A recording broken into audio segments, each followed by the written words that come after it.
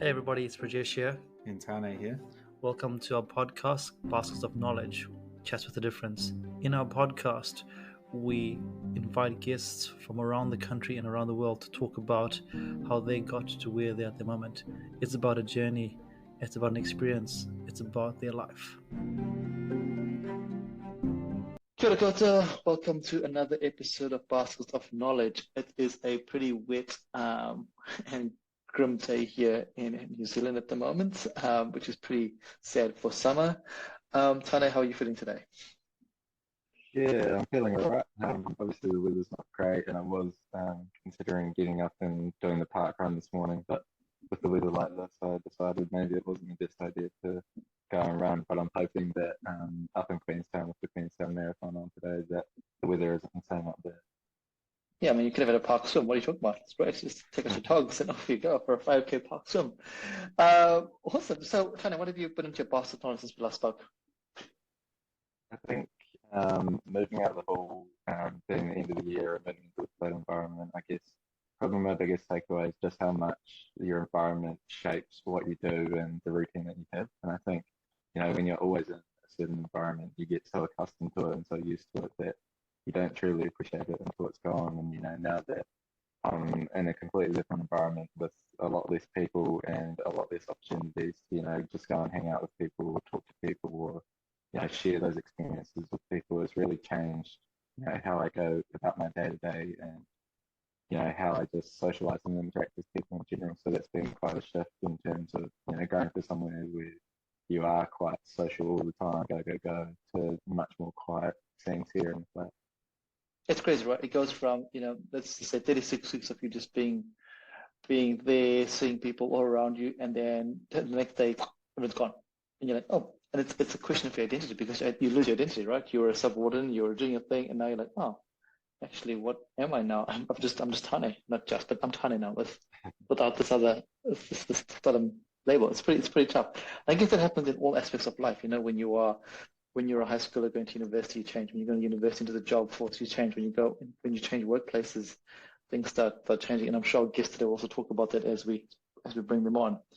My learning this week was a quote that I heard, which just really resonated with me, and I've written it down here because it really was profound. It says, we judge ourselves based on our intentions, and we judge others based on actions. And that really hit hard with me because I was like, think about most of us when we do something and we have a conflict with somebody, our intention for whatever was going to happen was very different to what the other person said or thought that the perception was. And it's very quick for us to go, hey, my intention was this, why are you getting upset about this? But then when someone has another action that is not the same action that you expected, you judge their actions. And I was like, this is really, really quite profound. So it's got me thinking about, I have to be more reflective about when I am disagreeing with somebody or in conflict with somebody, is it based on my expectations and intentions, or is my expectation of the actions on my actions? So yeah, that was a bit of so that's my little learning from the week. And it comes through my other space that I work in, which is the coaching space, where I think a lot of us just generally do that unconsciously. Yeah. And as always, and you and I can keep talking forever and ever. We're not going to do that there. We are going to introduce our guest. And as always, this is our listeners, our valued listeners out there. We scour the country, we scour the world to find amazing people. Everyone's an amazing person and everyone's got a story. And we are very lucky to have our guest today who also has an amazing story. Welcome to our podcast, Abby. Hi, thank you so much for having me. No worries. Thank you for joining us. Abby, do you want to tell the listeners a bit about who you are at this point in time and where you are? So I'm Abby. I am a master's student at the moment. I'm doing my master's in higher education, following on from a Bachelor of Arts in Education and Communication Studies. And I'm from Dunedin, so I went to uni down here and I didn't leave. And I have also been a subordinate for the past 2 years, and that chapter of my life is just finished. So, yeah. Awesome. Thank you. And I guess that's a great place for us to start with Tane's feeling at the moment. You've been a subordinate for the last 2 years, and you've had both experiences, which we'll talk about in a second. But are you feeling the same thing where you have go, and you're like, oh, no, what's going on here? Yeah. Yeah, it's very interesting to have left the college because it was my first time living in this year, whereas last year I lived out. So I didn't have that experience of moving out and leaving it behind. Whereas this year I moved out and left it behind, and I've moved in with my brother at the moment, and it's just a lot less intensive environment, I guess. So it's very different. Lots of emotions, I guess. Yeah. Yeah, and how are you both navigating that? Because like you said, you're both students. You've both been studying. You're a master's and you're an undergrad student, which is your one title, your one role. And then when you go into the college, you have a role of being a sub warden. And now, for both of you as well, for Tanya specifically, your academic role is now ended, and so has your sub warden role. And for you, Abby, your sub warden role is ended, but your master's role is still there. How does that make you feel as a holistically? As it's like, oh, bit of a breather, I can actually just do what I want, or is that actually I'm really missing all the other things the non-tangible things that environment gave you? We'll go with Abby first. It's quite interesting because it is that like breath of fresh air where I can kind of just focus on what I'm doing now, but at the same time I kind of thrive off the like looking after other people and being around my friends who are also my coworkers, and yeah, it's kind of an interesting dynamic. And I'm kind of just learning how to re-navigate it at the moment, and it's only been a week, so yeah. Yeah, it's early days. Ty, what about you? Yeah, I think for me it's much the same. I think now that first year was definitely hard in terms of balance, but now I think I've found that balance of being able to manage, my social interactions and then to have time on my own. So I think, the first maybe 2 or 3 days, it was nice to have the sense of peace and not have to, go and interact all the time and stuff like that. But now I realize just how important that role was to me and just how much it meant to always have those interactions. And I think that's important as I go forward, knowing that I do love to be in those social environments. And yes, that doesn't mean I have to be there 24/7, and I know no other job will be like the supporting role. But at the same time, understanding that, those are the interactions that I thrive off. And so that is something that I have in my life going forward. Yeah, and that's awesome. It's a great way to just realize, what you can and cannot do, but also your self-care as well. Abby, let's come back to you. So you're a master's student right now. Let's go back to Abby as a year 13 when she was finishing up school. And if I said to Abby as a year 13, hey Abby, you'll be doing a master's thesis at some point about in higher education, what would you have said to me at that point in time? See, in year 13, she was kind of over school, but I've always had ambitions to work in academia. Like, for example, when I was about 10, my mother also works in academia, and she was in higher education at the time, the department at Otago, and I made a business card that said Abby Spronkin, Research Assistant, Department of or Higher Education Development Centre, and now I hold that title for Wow. a research assistant in HEDC. So not every 10-year-old's like dream is to be a research assistant, but for me it was. So I've always kind of known that I would end up just studying, probably for the rest of my life in some way or another. Yeah. Well, that's so interesting. When you see the Dan Carter adverts the Richard McCaw advert writing, I want to be the best all black and blah, blah, blah, blah. And that happens to him. And you wrote on there as a 10-year-old that, hey, I want to be a research assistant at HEDC. And Yeah. boom, it comes. Isn't that pretty crazy how that happens? Yeah. Was it influence from your family, or was it something that, what is the influence around that there? So my family's like a huge influence on me because my dad's a high school teacher and my mum she's a professor and she has a range of different roles. And I've always kind of looked up to her, and she's been like my role model, and seeing like a woman in academia is just so important to me, and she's very encouraging. But my parents were always happy with me doing like whatever I wanted to do. And I didn't really know where I was going to end up. I looked into early childhood teaching and primary teaching, secondary teaching, and then I realized, I don't really want to be a teacher. I watched my dad do it, and I'm more focused on like the higher education aspect. But yeah, I feel like definitely being in an environment where education is such a huge part of our family has kind of pushed me in the way that I'm going. And it's interesting because, family has a huge impact, either pro or against. And sometimes, you have to push against family values about what they expect from you. So it's really awesome that, you had that role modeling that's led you to down the path of education as where you're right now. So year 13, Abby, tired of school, you finish up school, you now have a choice. You live in Dunedin, you have a university right on your doorstep, but living in New Zealand, we have 8 amazing universities that you could choose to go to. What was the influence for you to actually stay at home, in your home city, I guess, where everyone else wanted to leave? Or I guess everyone is like, oh, I want to leave as an 18-year-old. I want to leave home. I want to disappear. What is it like for you?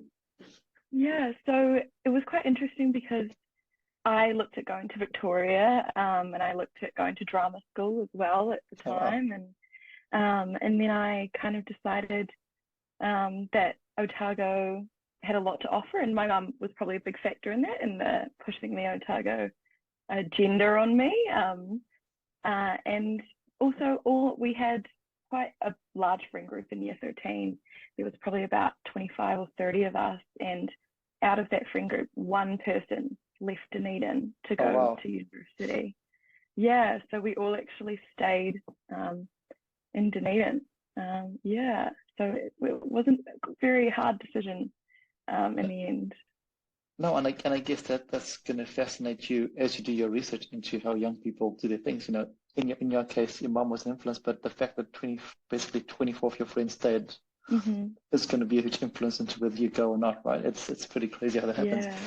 And did you choose to live at home, or did you choose to live away in your first year? So I chose Arana and Carrington. Arana was my first choice, Carrington was my second choice, and naive year 13 me put Carrington as my second choice because I knew it was a first choice hall, and if I wasn't going to Arana, I wasn't going anywhere. And that's because I've had family who all went to Arana, and they seem to love it, and I just refused to look anywhere else. Yeah, and then I ended up actually moving from Arana to Aquinas in May of my first year. Oh, why the move? So you got offered a spot in Arana, Yep. and So I got then into Arana, yep. And then do you mind us and asking? So you're obviously excited. Yeah, I got the place where everyone's been to. Is what I wanted to get into. You move in, and then we have a yes, story. so And then, I moved because, so to start from the beginning, when I yeah. moved into Arana, my parents were away, and I had this boyfriend at the time, my first boyfriend, and he was from Dunedin as well, and he wasn't at university as well, and his friends all went to Arana, and so when I moved into Arana, I had this very limited group of friends who weren't, who I would choose to be friends with if I wasn't with this person. And I just ended up in a really different crowd than I would have liked to been in. And I spent a lot of time with them. And then when I broke up with this boy, to me completely, and then I just got into quite a dark place. And this was all while communicating with my parents over like FaceTime and Zoom, and they saw what was happening, and they said, okay, well, we need to get you out of there, because I couldn't see like a positive from staying at Arana, and they were really supportive in helping me move. And so I went to Aquinas, where I had a friend group that she had, and fitted in really, really well, and I really loved it. Awesome. Can I just touch on a few things if you don't mind? So, as a young 18-year-old, you mentioned that you started to engage with these people that you wouldn't normally engage with. What does that mean? So, there's no judgment here. It was just hey, how did you identify that as yourself? Because I'm guessing you would have had huge self-awareness of who you were as a person, and this didn't go with you as your values. And was that challenging? As an 18-year-old to have that challenging, hey, this is who I am as a person, but I'm not getting this from outside. How did you navigate Yeah. that? Yeah, I had this amazing group of friends from high school, and I realized that hanging out with them was a lot more worth my time than hanging out with these people who my boyfriend at the time was friends with. And I kind of realized, that I should probably end it with this guy. And then when that happened, I lost any support system I had in Arana, or whether it wasn't a great support system, but it was still the only one I had. Yeah. Yeah, they were challenging. So it's really, and I think, this is important for anyone that's listening out there in any relationship or whatever their life is, whenever they're in a situation like this, it's important to reach out, and I guess you reach out to your parents for this. Yeah. And they were supportive. And you also reached out to the Arana staff, I'm guessing, and they helped you move on. Yeah. So my parents were really, really supportive, and because I went through kind of a bit of a mental health journey starting in year 13. Where my parents kind of came to a realization that I wasn't okay. And so I was put on antidepressants when I was in year 13, and there was a whole nother story there, but they kind of learned how to deal with mental health for the first time, or enforce positive mental health in me and recognize the signs when I wasn't doing okay. So my parents were really onto it in that sense, and they were also learning as I was navigating through my first college experience. And then the Arana staff, they were really, really supportive and helping me move college as well. Yeah. That's awesome. We'll come back to the mental health stuff in a bit later on. Let's talk about the positive stuff. Let's go right. Cool. So you moved to Aquinas College. Yeah, you have an amazing year at Aquinas College. And let's talk about your studies. So what did you decide to study at that point in time? So you said drama school was what you thought you might want to do. And what did you end up doing in your first year at university? In my first year, I kind of decided I'm going to do everything that, interests me. And I chose my major by scrolling through eVision and picking it was communication studies in it. And I looked at the description and I went, oh yeah, that looks kind of fun. I never heard anything about it before in my life. And it ended up being my major. And I have a degree in that now. But I also chose to do sociology, politics, and tourism alongside communication studies in first year. No, I loved it. I love how you just decided to choose something based on a scroll. Yeah. And being a major. It's really quite funny. It reminds me of when I chose my degree, and I had no idea what to do. I was like, I don't know what to do. Everyone thinks they know what they want to do or has a perception of what they want to do, but I'm guessing most of us don't. We think we do, but we don't. And I just opened a book, and I just any meaning minor and I picked computer science because that was what the world was computer science at that time there. Picked the degree, and I got a degree and I got a major in it. I had no idea what programming was in my life, and I went to my first class like, what am I doing here? Ended up finishing it off because why not?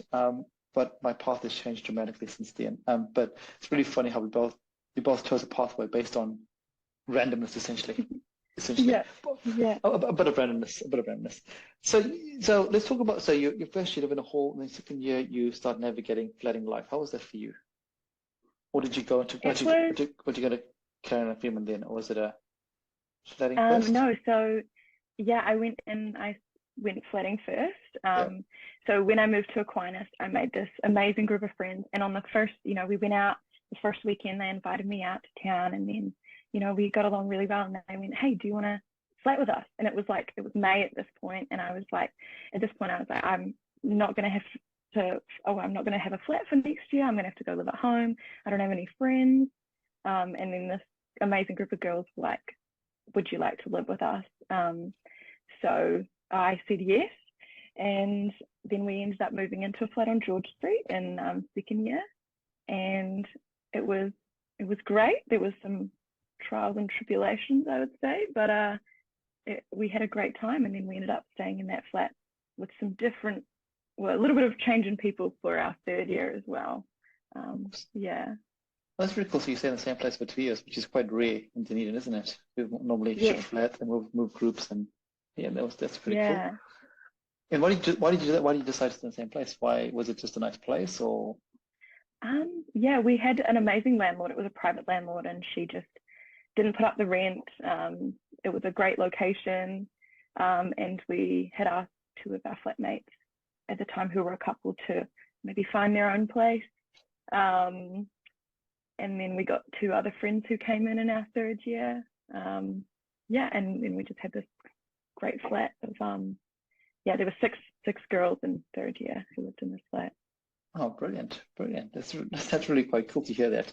So you're navigating that there. Now let's talk about Abby and her passion. So you were studying communications and all the cool stuff around there. But as you're doing that, do you start discovering things about yourself as you are now going through this university journey? And what are those things that you start realizing about you as a person? I started realizing that I really liked working with people. So at the time, in my first and second year, I worked at Domino's Pizza, and I absolutely hated the job, but I loved the people who worked there. So much so I was a bridesmaid at two of their weddings Oh, a wow. couple months ago, and I just really thrived off the people. And as I was doing communication studies, it was all about people, and I was kind of going through this journey of, do I want to work with students or kids? And I ended up, finding out I really did want to work in some capacity with younger people. And I ended up changing my degree in second year to a double major in communication studies and education. And when I say education, it's the BA in education and not teaching, which a lot of people ask, oh, so do you want to be a teacher? And I have to say no. I just have a degree in education. I'm not qualified to teach anyone. Yeah, and I think it's important to realize that, there's teachers and there's education people who have to understand how the education system works, and they're just as important. There's no one that's higher or different. It's just a different degree sets, right? But Yeah, what is it about people that or young people specifically that excited you? Yeah. I think because I'd gone through a lot myself at this point, and through teaching and, well, through my being taught at high school, and having people around me, just I thrived off it, and I just realized how important it was for me to have support systems. So when I was at Arana, my RA, she, even though I was only there for 2 months, she was like the most amazing person I've ever met, and she had so much time for me. And she was doing teaching, and she was also an RA, and I just really looked up to her, and she definitely shaped a bit of how I went through uni after that point, kind of giving back, trying to give back to others and participate in things. And and I guess, I just really liked the idea of helping others in some way. It's really interesting, a lot of us have that one person in our lives that become an influencer for whatever reasons. And for you, it was this person here who we can name them if you want to. There's no problems here. Yeah, They were a trajectory, in some way to lead you to where you wanted to go, which is really, really cool. Um, and so you talk. Can I just go one step back here? You mentioned that you went through a couple of things through high school and stuff. Do you want to talk about that there? Because that's obviously yeah, a foundational factor for you at the moment. What kind of stuff are we talking about? yeah, it definitely is. So I started getting quite bad anxiety in year 13. And it got to the point where I would be having panic attacks, and I didn't really know what they were. And then my mum kind of picked up on this, and she sent me to a doctor. And the doctor went, okay, you have, well, she put me on anxiety medication and antidepressants as well, because I just wasn't in a very great space. And a lot of it was because in year 13, my friend group, like the big friend group that I had, was like falling apart, because there were about 6 of us who had a smaller group, or 5 of us who had a smaller group, and the other 4 became couples with each other, and I was kind of left behind. And so I just went into a really not a great place. I kind of I didn't fully give up on school, but I did the bare minimum. And I kind of just went my way through year 13, doing the least that I could. Yeah. Okay, cool. So you were going through that. Not cool, right? So you went through that there, and so was that as you were going into your your second year and your third year of higher education and communications, were those memories of, hey, this is what happened to me when I was a young person, and I don't want this to happen, or trying to understand this, was that a driver for you as well? Yeah, definitely. I kind of went through a lot of it by myself, before I reached out to anyone.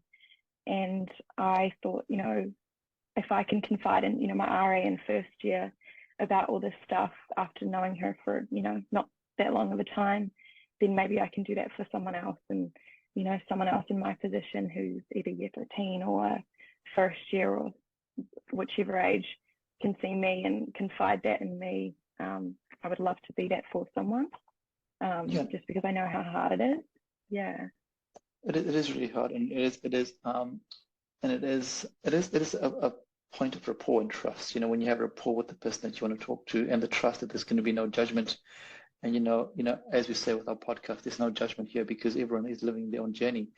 But however, the world doesn't live like that. That there's the fear of judgment, which goes back to what I was saying. You know, you judge ourselves based on intentions and others on actions, and you fear that your intentions are going to come across what you want them to be, and people are going to judge you based on that there. So it's really awesome that you were able to navigate that journey. And was that a reason why you decided to become a subwarden? Yeah, it was definitely a huge reason why I decided to become a subwarden. And I know there's two ends of the spectrum where you become a subwarden because you had a bad subwarden, or you become a subwarden because you had a great subwarden. And I'm most definitely because I had a great subwarden. And I was like, wow, that looks, you know, she put so much effort in, and she made my experience so much better. And I thought, yeah, I want to go and do that for someone else. And how I became a subwarden wasn't the smoothest journey either. So there's hope for others out there as well who want to do it. Yeah, we'll talk about that as well, because let's be real here. And I love how you said, and I think it's really important to say this, that, you know, there's good subwardens and bad subwardens, as there are good teachers and bad teachers, as there are good workers and bad workers. And I think, you know, it's very easy to gloss over and go, everyone is amazing, when actually that's not the truth. And I guess, Tana, you could come in here as well. You became a subwarden. So what was your driver? Yeah, I guess similar aspirations that, you know, my RA was really good at knowing, you know, when to help me, but also, you know, I think one of the things is when we think about these roles, you think that you've got to be the role model and you've got to be the person who's giving all these learnings to the first years. But I think my subwarden done such a good job of just knowing when something was wrong and not necessarily going, oh, how are you? Because I know that, you know, when you are down or you are struggling, that's the most confronting question someone can ask. And so you just brush it off and say, yeah, I'm all right, everything's fine. Whereas she would touch on the different aspects. You know, she would ask how my training was going for rugby, or she could ask how my study is going. So, you know, not specifically targeting, you know, what's wrong, but kind of just opening up the conversation and allowing me to, you know, if I was struggling with rugby a particular week, you know, that I would open up because that would just come up naturally. And, you know, from that, I realized that subwardens have such a powerful role in that transition period, and in many ways they are the first port of contact. Obviously you've got your parents and you've got your friends, but, you know, amongst all that excitement, I feel like the subwardens do a really good job of just grounding you and, you know, being that sounding board for you and allowing you to navigate all these opportunities that come your way in first year. It's so true how you said that, because your subwarden, the subwarden role is a highly influential role, and we don't realize that. You know, you don't realize that until you're actually in the role. And I had a very different story. I mean, my background is when I went to university in South Africa, I didn't know who my subwarden was. I just remember him opening the door for me, cool, see you later, thanks for coming. I didn't see him. I probably saw him once or twice, and that was it.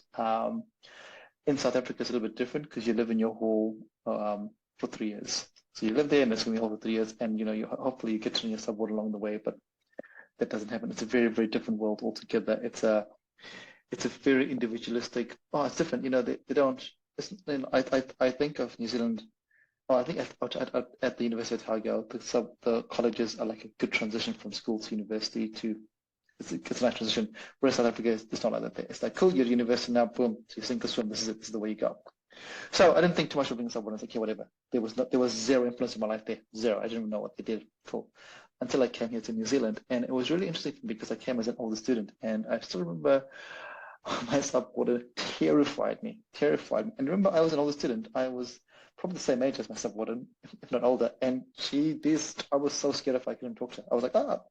And she just made me feel so shitty the whole time. And I just remember how when I was talking to other people, everyone felt the same thing. And I was like, this is ridiculous. How can another human being make someone feel like this is ridiculous? And that was my driver to actually become a subwarden, or an RA at that time, or whatever the title was at that time there.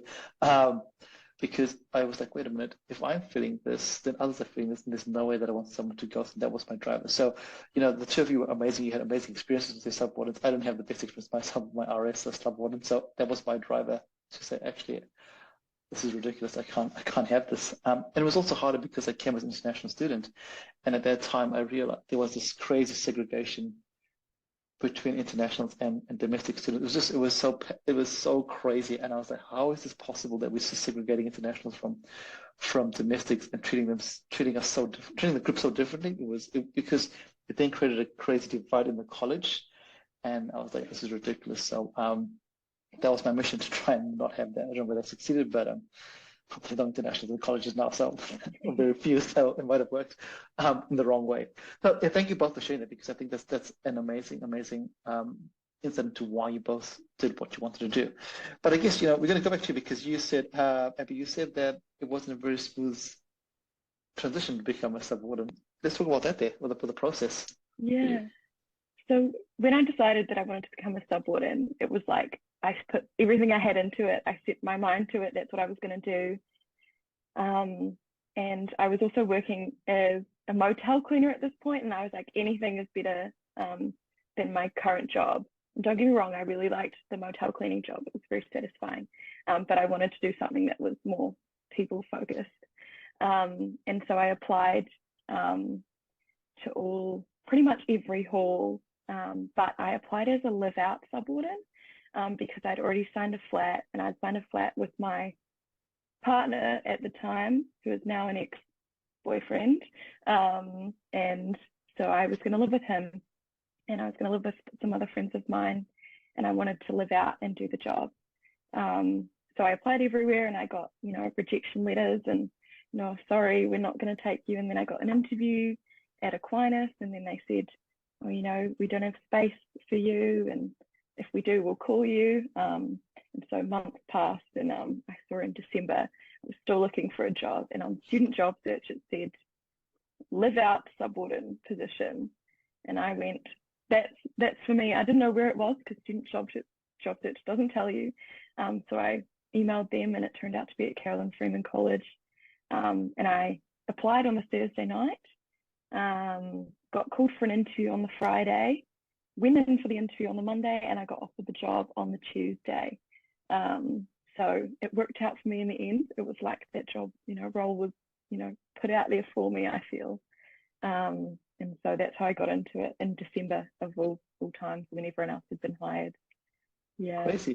That would have been pretty stressful for you, I mean, getting all those rejection letters. I mean, it's never nice to get a rejection letter, but for you especially, because there was a lot tied to that role for you. So you got the role, and Caroline Freeman College. Had you been there before? Was it a place that you had, apart from the interview? I had been there once, apart from my interview, because I had a friend in first year who went there.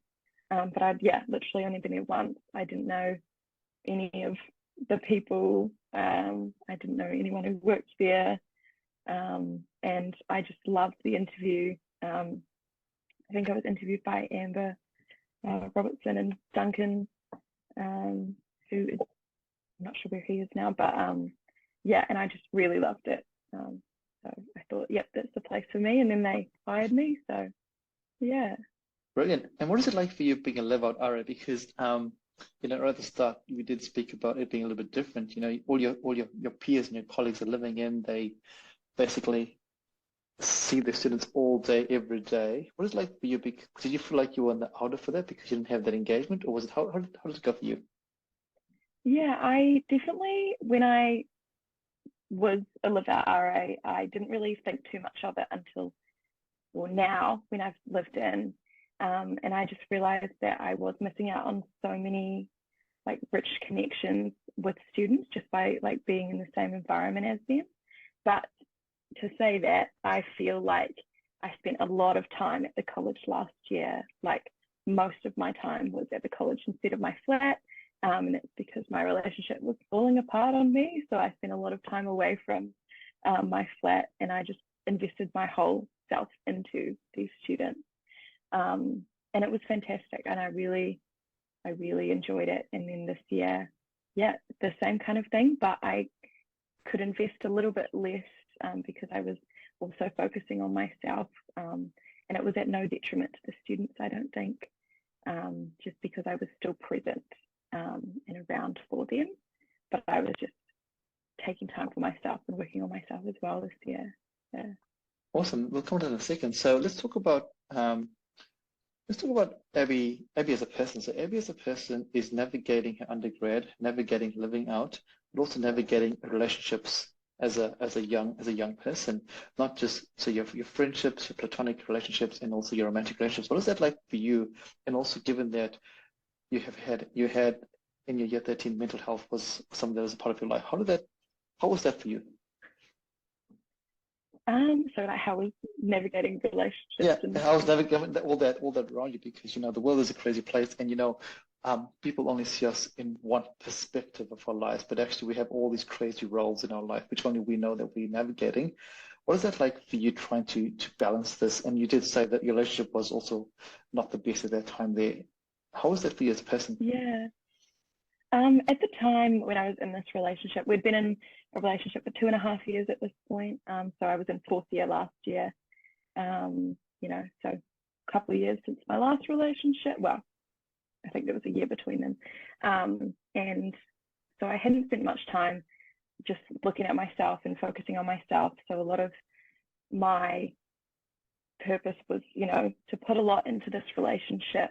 And I'm very much like a people pleaser, and I'll do anything for the people that I love. So having my friends as well, that was hard to navigate because I didn't know where my ex-boyfriend sat with my friends, and they didn't really get along too well. So I was kind of split between two worlds.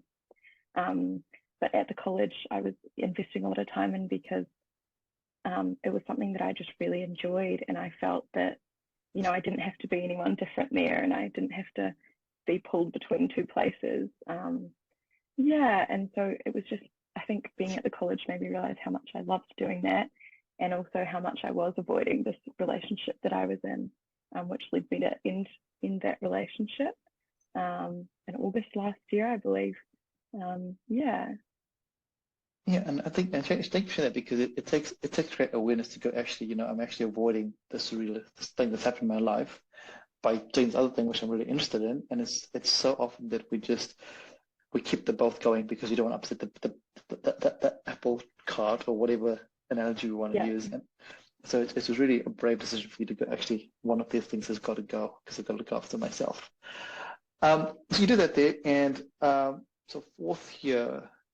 Was that the start of your master's year, or was that? Yes, so I started midway through my fourth year. I gave myself a total of 4 weeks between my undergraduate degree and my master's degree, which was very full on. I haven't had a break, so yeah. Yeah, it's very crazy. And so you went from undergrad to master's. That's not a very common thing, right? People normally go undergrad and then maybe a bit of honors and transfer to masters. What is that like for you? Because that's a massive job. And was that something that you wanted to do, or was it something that your supervisor said, "Hey, Abby, you're an amazing person because you are. Let's go straight to masters"?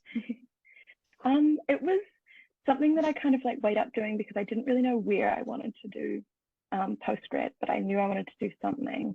And I got offered to do honors for both education and communication studies, but I thought that's not really where I want to go. And after working in the college for half a year, I thought, wow, I really love, working with, first years and seeing, them navigate first year.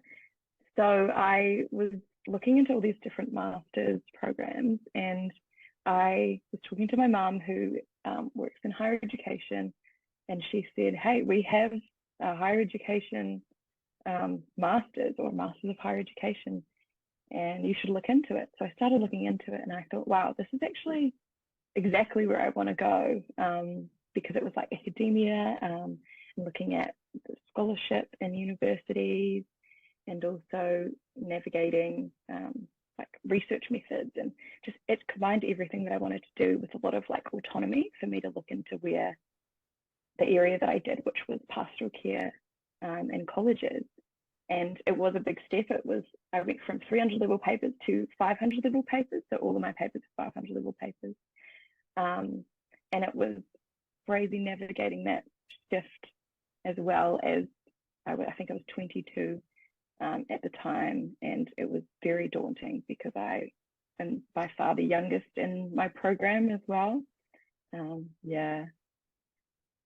Yeah, and it's a pretty big step to take, from 300 to 500, but also in a very, very specialized niche space.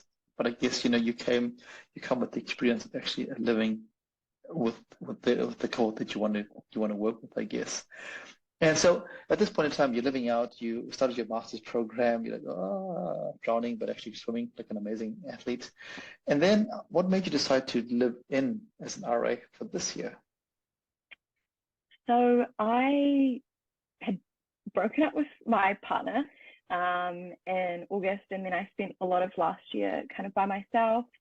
And I had these amazing support systems at the college, like Tian, who you've had on your podcast, and then there was Logan as well. And then we had the staff like Kieran and Amber and Chris, and they were just so fantastic. And I spent a lot of time weighing it up with Amber, who probably got a bit annoyed at me because she was like, well, make a decision.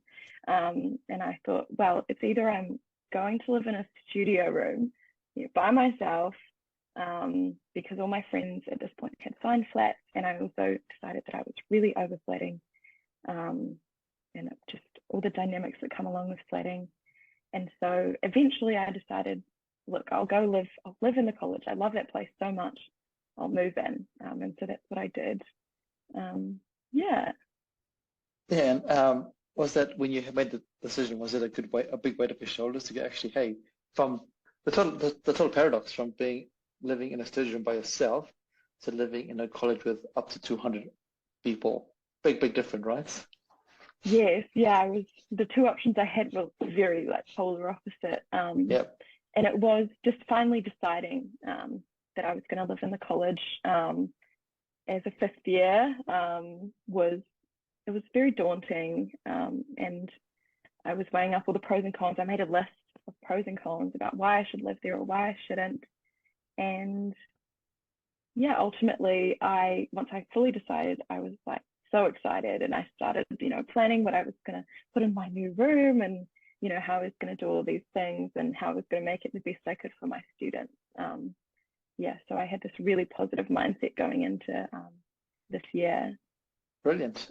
And I'm going to circle back to something you said in the conversation before, that this year, in your last year, you were there for your students, you're present, you're all good. And this year you're present, but you also gave yourself time to look after yourself. What does that actually mean?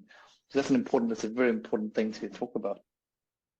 Yeah, so last year I definitely was giving everything to my students because I was avoiding a lot of stuff in my own personal life and I wasn't addressing it. Whereas this year, not having a relationship was a big part of this year. I said, look, I'm going to work on myself. And but while doing that, I was able to, spend time with my friends, who I have this amazing group of friends this year, and they're more like family. And then because I was so happy in that area and so content, I was able to invest in my students in a way that was healthy. So I was looking after them and being myself, and I wasn't having to navigate through my own challenges while, putting on events for them or chatting to them or doing anything there. I was able to fully just not be avoiding something, but be there for them because that's what they needed and not what I needed. Yeah, and that's a really interesting shift. Last year you were there for them, but you were also there because you're avoiding your world, and we do that all the time. Everyone does it, and we go, hey, we just get so invested in whatever we do because we're trying to avoid real life. But this year, I guess you acknowledged like, hey, real life is over here. I'll look after that there, and when I'm with my young person, it's because I want to be here, and not because I'm avoiding something else. Tanya, did you go through that as well this year? Did you have times when you're like, I'm just trying to avoid stuff and engaging, or was it all hunky dory for you? I wouldn't say it was all hunky dory. I definitely had challenges. I think my telltale is always when I'm not going out and being active. Being quite a sporty person myself, I always knew that if I hadn't been to the gym or gone for a run or done something different for maybe half a week, I knew that something was starting to something was trying to pile up. But I guess Different for my story was probably in the first couple of weeks, especially. I spent a lot of time trying to be around and be present. And I've talked to Abby about this before, but because in first year there were one or two of our subordinates that no one really knew because they weren't around, and I guess that probably led me to be like, oh, okay, I need to be around. I need to be around because I don't want to be the RA that nobody knows, or look like the RA that was never around. And so I pushed and pushed and pushed to do that, but that also came at the detriment of being too around, if you know what I mean. I didn't set clear enough boundaries in terms of, was I around all the time being in the subordinate role, or was it more hanging around and being more of a friend? And that was something that I needed to clarify with myself, and step back and go, okay, these boundaries aren't only for the residents, but it's also for me knowing, where my place is and where I sit as a subordinate. And that was something that definitely took a lot of time, but again, it probably allowed me to go, okay, what are some things that I can put in place? And so finding things like having certain days where I'd be like, okay, tonight I'm just going to chill on my own, I'm just going to watch movies, or I'm going to go hang out with mates, or I'm going to go to the gym or do something that's a bit different. And also, picking up different hobbies, getting back into rugby league this year, which was a massive help in terms of having a hobby that set me apart from, the subordinate role, because it did get to a point where I was like, this is what I've wanted to do for such a long time, that I was putting everything into it. And as Abby said, when you're putting everything into it and not reflecting on yourself, you can only give so much. And that, it does come to a point where you start realizing, okay, I'm giving all my attention to this job, then I'm not giving anything to myself. And that it just wasn't happening in the long term. And looking back, hindsight's always great, but in the moment you think you're doing the right thing, and then you turn around and go, oh, actually, I wish I had done that different. And that's something that I reflect on now. And it's a really hard one. It's really hard in the whole subordinate role, because it's a weird role, because you are a young person navigating your journey, and you are looking after young people that are navigating their journeys. And it's like, how do I get that boundary between, I'm here for you, but I'm not your best friend, but I still am someone that you can have a chat to, like Abby said, someone that you can trust. And it's a really fine line. And I guess there's no hindsight is amazing, and some people are naturally adept at it, but others, it's something that comes with time, or it doesn't come.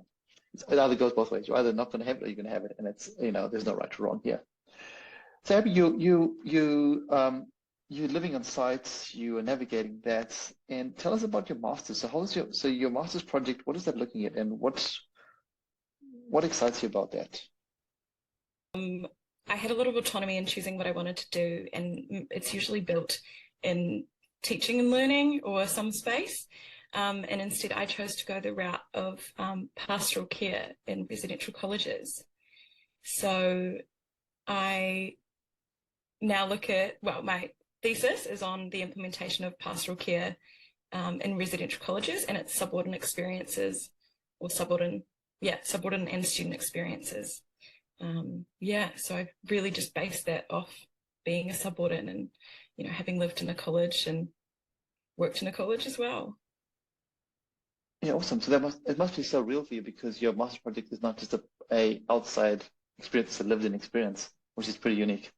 Yeah, and I based my master's project on pastoral care because I was seeing in my college, how, we were doing a great job, but there were some things that were still happening. And I thought, maybe there's something we can do to improve pastoral care in colleges, especially with, the new pastoral care code of practice having just been introduced, and what that meant for us as subordinates and the students. So that's what I'm looking into. It's a very exploratory study at the moment. Yeah.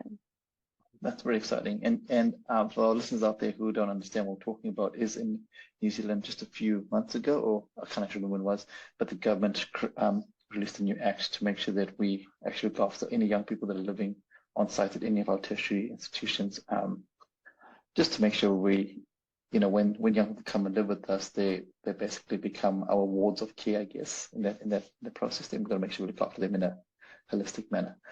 So I'm sure that your findings will be pretty interesting, and I guess would lead to further study at some point if you want to do that there. But hey, Yeah. still remembering your 10-year-old business Yeah. card, which is amazing. So apart from doing all this stuff here, which is absolutely awesome, were there other things that came up for you? You know, some of our other guests have spoken about, hey, when they went to university, they realized the authentic self. They realized about sustainability or climate change or whatever. And I guess for you, the pastoral care thing has been your driver. Yeah.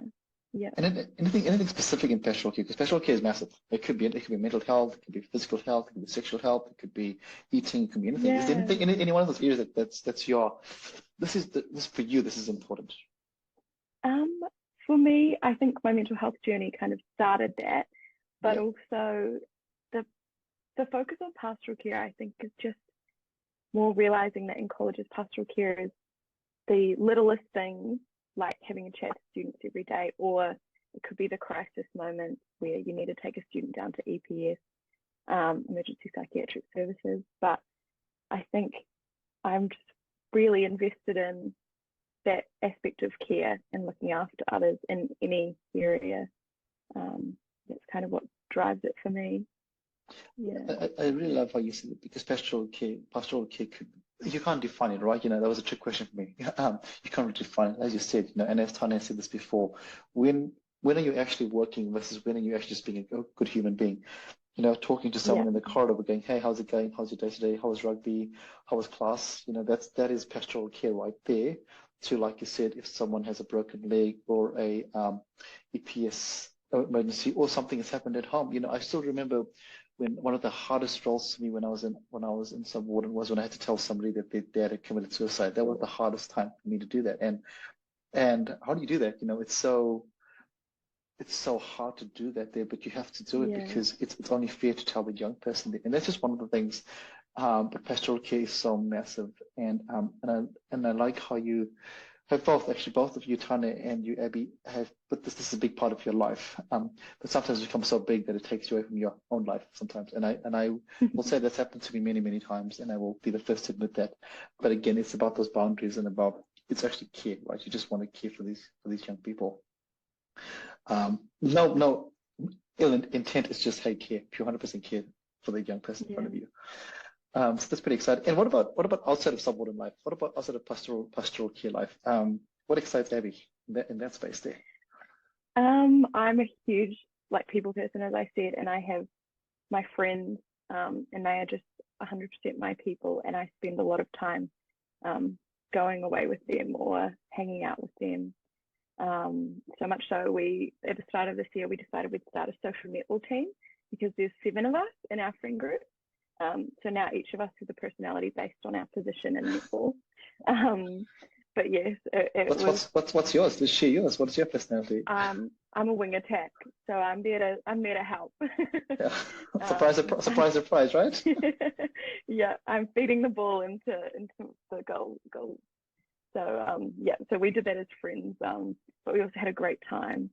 And then I also love playing. I love sports, absolutely love sports. And I played winter hockey for the first time since high school this year, and it was so much fun. And now I'm playing summer hockey. And then yeah, that was just kind of what I do with my life. And I'm trying to go and do those things with my friends while I can, because I've decided to move away next year, but with one of my friends. So yeah. I think what's important there is I think a lot of people think that when you go to university you're just a student, but you're actually not. That's just a small part of your actual life. And I think, you know, in first year lots of people drop all the cool things that they were doing as a young person at high school and they come, I've got to study 24 hours a day, 7 days a week because I'm at university, but that's not the truth. And I guess both of you have seen that in your cohorts, especially this year was a bit weird, but you would have seen in your cohorts where they think they have to be studying all the time. Oh yeah, definitely. There were a few residents. There was one boy in particular. He dropped his football this year. He wasn't enjoying it as much coming down here and with the stress of study, and I guess trying to find his way in his first year. You know, that drop. But at the same time, you know, there were others who had played like representative level, and then they came here and carried on with it, and it actually became quite a negative thing because it was consuming them so much, and it's already this looming pressure of, oh, I've got to stay at this level on top of, this new introduction of university study.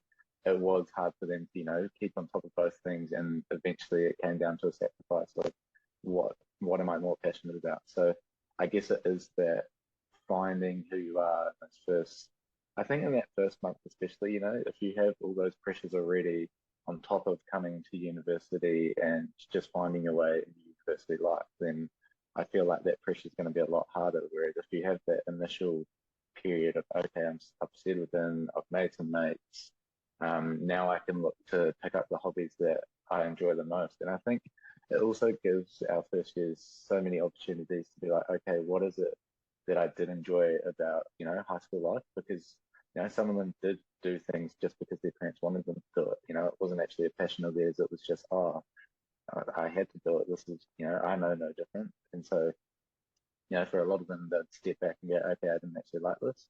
And, again, with all the amazing opportunities that clubs and stuff like that provide down here at the university, it also allows them to go, hey, I've never tried this, but I've always wanted to, and why not give it a go? So it's an exciting time, but again, a time where you are finding stuff, and that has to come first, but also remembering what's important to you, because I think, as you say, Pradesh, you come down and you go, oh, everyone's telling me that I need to study because that's what I've come down for. And especially, I feel like, the people that have moved so far away from home, you're like, oh, I've made this, such a big sacrifice. I'm away from my family. I've left all my close friends. I need to put all my time and energy into studying. But it's similar to me in the subordinate role, where if you let it be all consuming, in the long run, it's not going to be as great as you thought it was going to be.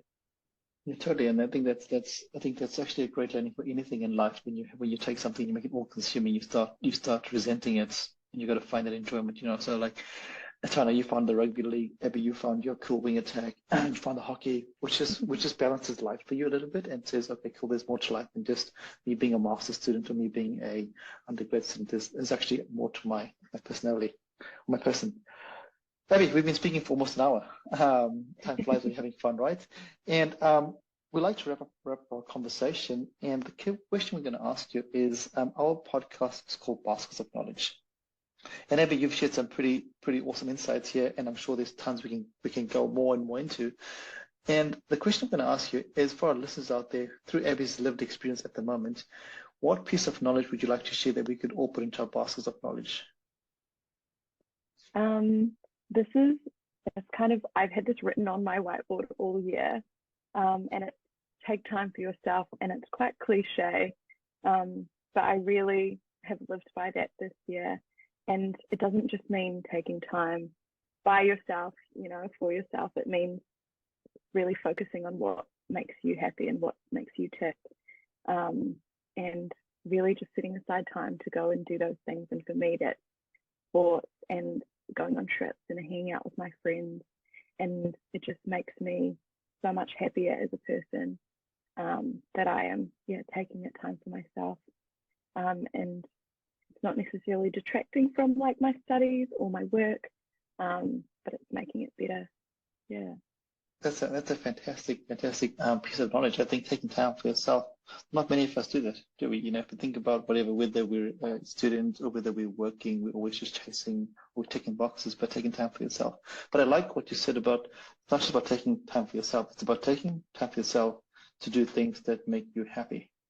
Because sometimes we just take time for ourselves. Okay, I'm just taking time just because I should, but I'm not very happy at this moment here. But it's about, So that's a fantastic share, and I'm pretty sure all our listeners will take that on board. Well, if they don't, well, they're better. Anything else you'd like to share, Abby, before we wrap up?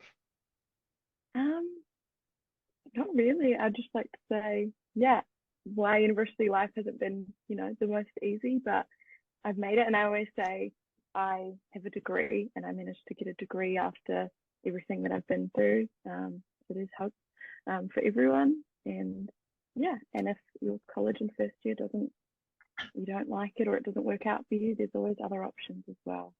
And I just think it's really important to remember that you're never truly stuck in one place. I think that's really important. I think a lot of people think, when a lot of university experiences are varied. Some people come to university, they have a cruisy university life, and that happens. But a large majority, I'm going to just pick a number out of the air, and you could probably correct me. I reckon probably more than 50% to 60% have a university journey that is a roller coaster. And, it's the roller coaster that we have to expect that's coming. But when you're in the down part of the roller coaster, it doesn't mean it's the end of the world. There's always going to be an up if you seek to do that there. Like you said before, you spoke to your parents when you were going through the dark time. You spoke to the out-of-knock stuff when you went through that dark time. When you were having some trouble with your relationships, you were like, hey, you realize it yourself, and you go, right, cool, I've got to shift this and change things. So self-awareness, but also reaching out is really important. Tana, any last words from you? No, I think it's just been awesome to reflect with someone else who's been in the subboarding role, and I think that's something we don't do. Whether it's subboarding role, whether it's in the career that you're in, whether it's being a student. I feel like sometimes we get so caught up in the moment that we don't actually stop and talk to our peers about, what this role, what it feels like. And I think, especially for our first years during that first period of having all their classes online, you didn't get to have that shared experience of going to a lecture and going, that absolutely sucked. I took nothing away from that, or saying it was an interesting lecture. So, I think it's just nice to actually sit down and have those conversations, because I feel like too often we just, we do the generic, how are you, how's your study going? And we never actually delve deep into, what is actually happening, are you enjoying it? And that's the other thing, we always talk about reflection and seeing things that we could do better, or that we could have improved on, but also sharing those, awesome times that you've had, the good experiences you've had, because we focus almost too much on the negatives that we don't really see. We actually have had an amazing time doing these things. So yeah, it's just been good to reflect with someone else who's going through that shared experience. That's really awesome. And I think I'm also going to speak to that, because I think it's awesome that you can reflect with somebody who understands the process. And I think that brings in a whole different dimension. Sometimes when you reflect with a friend, okay, cool. And friends are amazing, fantastic, but unless they're a subordinate or they have the same role as you, they have no idea what you're going through. They're going to give you their perception, which is great, fantastic. But when the two of you share and go, oh man, this duty was pretty crazy, or this is amazing, you know exactly what you're talking about, and you can come back with you can take a negative frame, make it into a positive frame, depending on the conversation.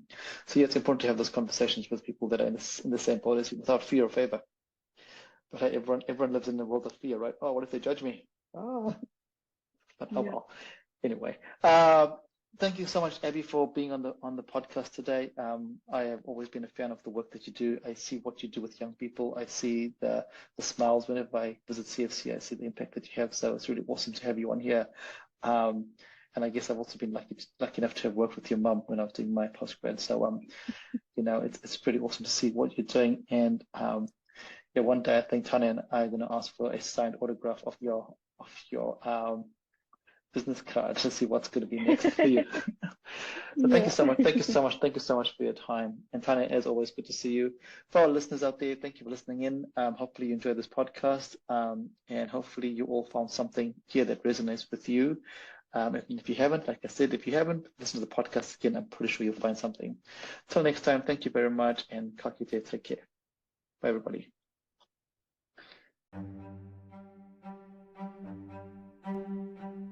Thank you for listening to Baskets of Knowledge. Yeah, we hope that you found something useful to put into your basket of knowledge. And as we said before, remember to put something little into your baskets of knowledge every week. And as always, feel free to like, comment, and share this podcast. Thanks, everybody. Bye.